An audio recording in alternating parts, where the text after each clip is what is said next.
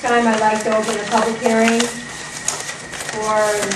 to consider the extension of the lighting district for Eva Circle, which includes Nate's Lane and Lana Lane. All those who wish to speak in favor of. I do have a letter that was sent in by David and Judith Marshall. They were unable to make this evening's meeting, but are speaking in favor of it, particularly with the fact that their neighborhood and having better lighting to help the neighborhood watch groups, and so they are very pleased with the fact that they're going to get their lighting district. With that, is there anyone who wishes to speak against?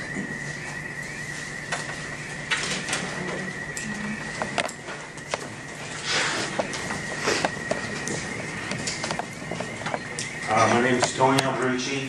I live at 8336 Nate's Lane. I guess I'd just like some clarification on the procedure from here and out. How much are we going to be paying? Where will the lights be located? Can we get a copy of the petition to put the lights in? We have several neighbors who do not want the lights in the neighborhood, and I'm just wondering if you guys are aware of that at all. So how do we even get to this point, I guess, is my biggest question. And I'll step back and maybe have some more comments after you guys explain it.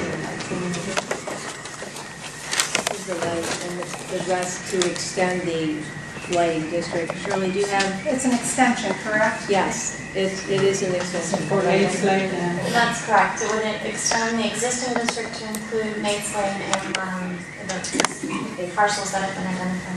This was, the action for this was because of a petition that was brought to us to ask for the lighting in this particular district to be extended, correct? That is correct. A petition from a majority of the homeowners? Yes. Yes. Is that been verified? Yes. Yes, it's done by assessment, assessed valuation. They take the assessed valuation of the extension, and you have to have 50% or over for the assessed valuation. Now, you say that it's an extension of Ava Circle. Ava Circle already has lights. Right, but this is Nate's Lane, hang on, Nate's Lane does not have lights. So if we're going to be assessed, or Ava Circle is going to be, how does that all work when they've already had construction costs to build the lights and put their lights in, and our section doesn't? Who's going to be paying for what? You follow what I'm saying? It's assessed against the parcels that will benefit from the improvement. So the portion that's being added will be assessed among those parcels. Among just our parcels that are being added. And how much will that be? Well, it's a total cost of $2,003.12 per year, per annum. Per year, which means how much per homeowner? We don't know that. I don't know if you have this. I don't have those figures. And being an extension, Brenda, is it the existing people as well, or is it all just the new people? Since it's an extension, I thought it was everyone. Correct. That's what I would think. If it's extension, this would be a new lighting district if it had to be just Nate's Lane. Right.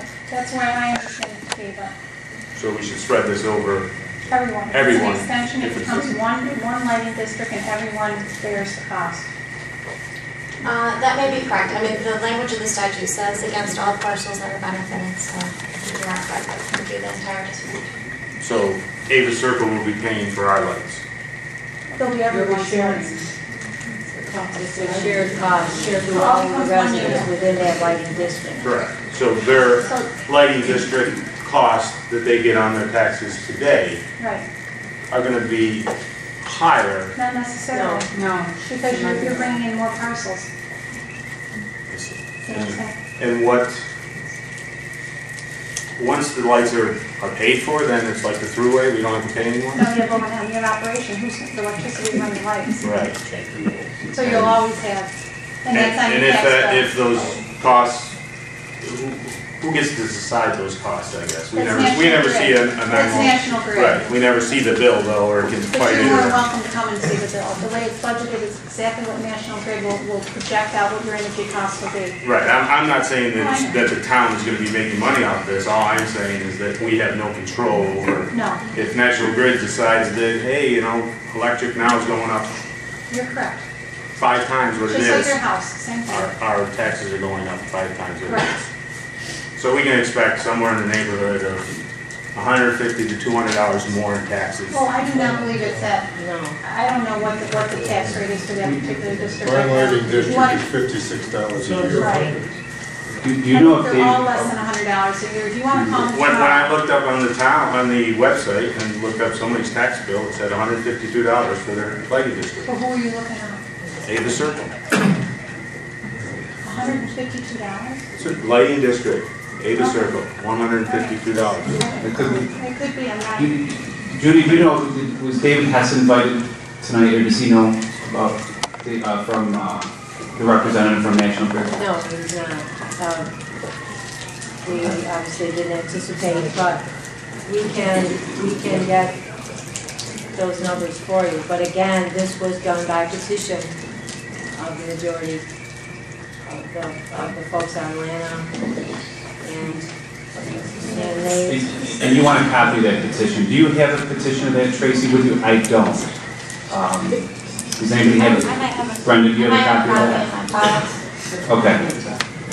Because you know, you have Definitely. to see that. You can call me tomorrow morning and I can He went around and secure. got the signatures. Mr. Albericci, were you asked to sign the petition?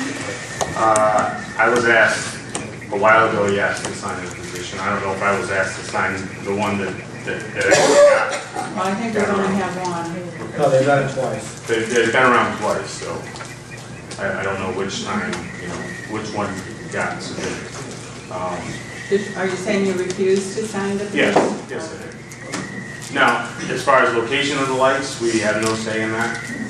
no, National Grid will, through the development, the proposed development at the time, they were, if I'm not, Wayne, can you speak to that? National Grid determines the layout of the lights to maximize the lighting and minimize the cost and the number of poles. So, you know, where they can run the underground feeds for them. So they determine that. The town doesn't have any control, or the homeowners don't have any control over it. Specific to the size of the development. Correct. And my other thought is that I believe this came about extending a lighting district rather than every time another section is added, having another separate lighting district and having 39, I believe, like over in the crossings, I believe, or the pastures, that there were like 11 lighting districts in that one development. I believe that we're trying to get away from that and try to consolidate them, and that's why the extensions are coming along. Right. Yeah, I understand that, Wayne, but still, you're gonna be, people who aren't in that district are gonna be, you know, we're gonna be benefiting, I guess, from the people in the back paying, splitting the costs on our street. I don't want them, so I don't really care. I just, Wouldn't it make more sense, though, if there were more people that were dividing up the cost as opposed to having separate lighting districts? Doesn't that make more sense? I guess you're just dividing a bigger number into, I mean, it doesn't matter, either way, you're gonna pay for it, whether it's a bigger number or a little number. Exactly. You know, I'll be paying a little bit less, but you're still gonna be paying for it. And we'll be paying for it for the rest of it. In Cicero, you know, where the taxes are already high enough, and I find it hard to believe that, you know, the environment that we're in, that people on fixed income want to spend more money on taxes. You're looking for lights, this is more or less lights. Lights can be turned on your front street, on your house, and light up the neighborhood just as well. Okay, thank you.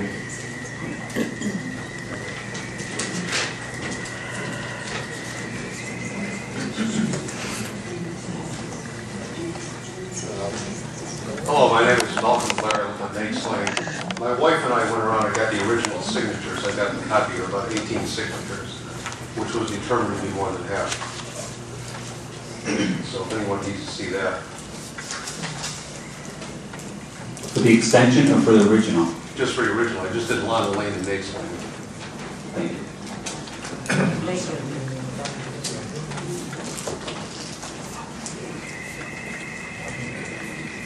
So, Brenda, there's been verification that we have the sufficient number, you know, that signed the petition who wanted this. There's a majority. It appears that there was verification done on the petition, but the way we set up the resolution was that we did it under the alternative option, where you do it, the town board can determine to extend the district, and then it's subject to permissive referendum, because it wasn't clear that the signatures had been authenticated. It wasn't clear that they had been authenticated? Who authenticates them? The people that sign. Who authenticates them? Well, it would be the town, but it has to be done through a procedure they use for election, the same kind of procedure they use for petitions on election. So this would have to be put on the ballot? No. This is just a permissive referendum. It would be subject to permissive referendum, which means it's not, it would not go into effect until 30 days later. And if a petition were filed within the 30 days for a referendum, and you have to have a certain number of signatures for that, then it could go to referendum. But if not, it would go into effect.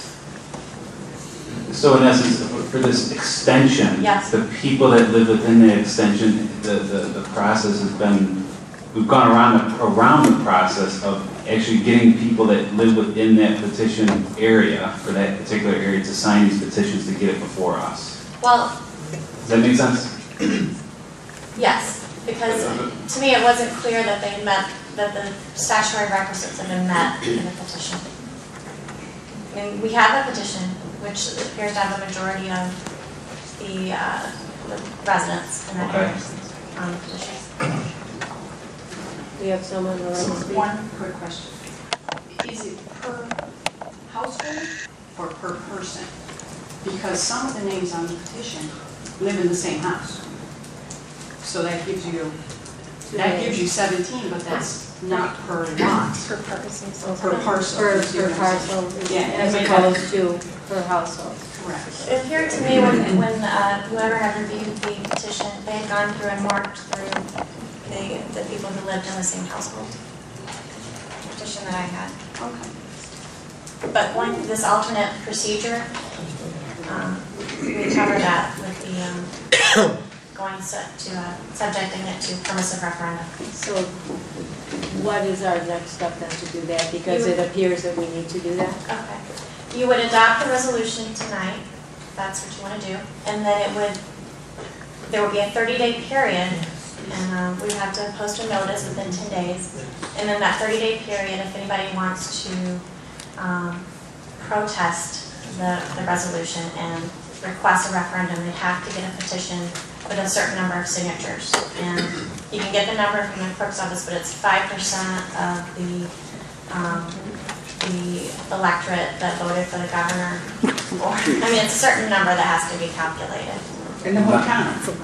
Yes. That's ridiculous. Yes. My suggestion is that we table this. Yeah. We come back, and this is for the board to consider, we have Mr. Hess from National Grid come so he can bring the map to say if it's approved, this is where the lights will go, so the residents know. And also we can have the petition in front of us so we can verify that people in this extension district signed this petition. So all board members to have that in front of them. And this is my suggestion. I don't know. Well, but there's other people.